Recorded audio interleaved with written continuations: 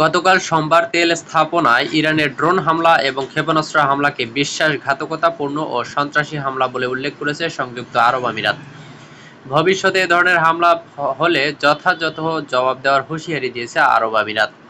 গতকাল আমিরাতের প্রতিরক্ষা মন্ত্রণালয়ের এক বিবৃতিতে থেকে এই বলা হয়েছে, সংযুক্ত আরব আমিরাত তার সার্বভৌমত্ব রক্ষা করতে দ্বিধা করবে না এবং আন্তর্জাতিক আইন মেনেই এই ধরনের হামলার জবাব দেওয়ার অধিকার এবং ক্ষমতা আমিরাত রাখে, বলা হয়েছে প্রতিরক্ষা মন্ত্রণালয়ের বিবৃতিতে।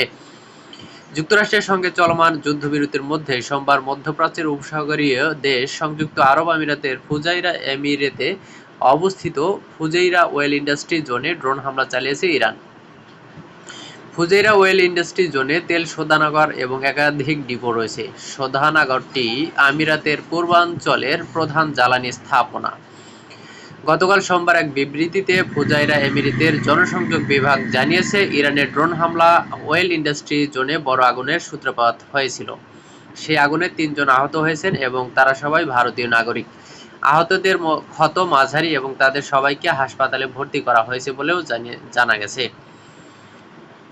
প্রতিষ্ঠানের কর্মী এবং বেসামরিক প্রতিরক্ষা বাহিনীর কর্মীদের তৎপরতায় অবশ্য অল্প সময়ের মধ্যেই আগুন নিয়ন্ত্রণে আনা সম্ভব হয়েছে বলে বিবৃতিতে উল্লেখ করেছে ফুজাইরা এমিরেতের জনসংযোগ বিভাগ।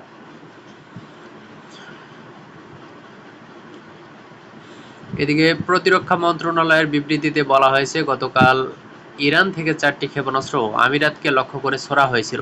এগুলোর মধ্যে 3টিকে লক্ষ্যবস্তুতে আঘাত হানার আগেই ধ্বংস করে দিতে পেরেছে বিমান বাহিনী।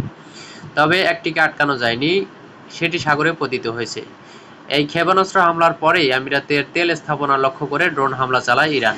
সূত্র আনাদুল এজেন্সি ও বিবিসি।